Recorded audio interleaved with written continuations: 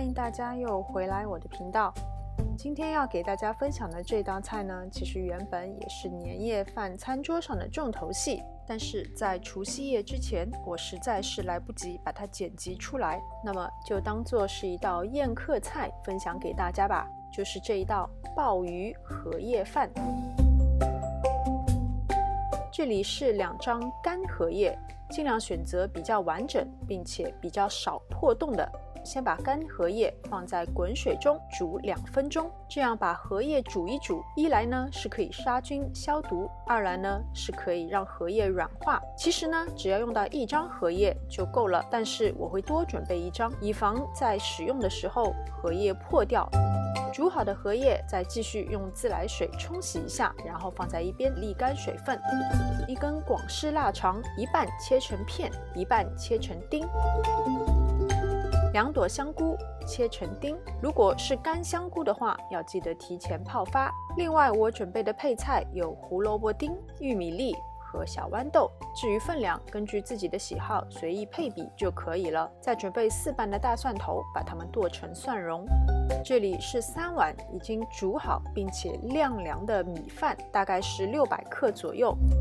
锅中烧热适量的食用油，先加入蒜蓉、腊肠和香菇，不停地翻炒。炒出香味以后，加入1大勺的料酒，略微翻炒以后，加入胡萝卜丁、玉米粒和小豌豆，和屏幕上方所打出的所有的调味料。翻炒均匀以后，加入米饭，再把它们混合拌匀。快要炒好的时候，你也可以先试一下味道，根据自己的口味，觉得缺什么就补什么。彻底拌匀以后呢，就可以离火了。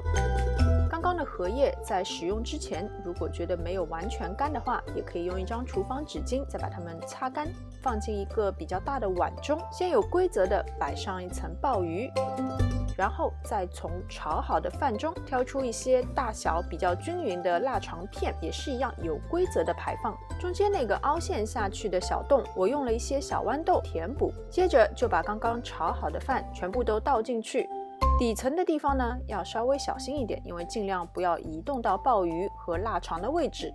接着就用荷叶把饭都包起来。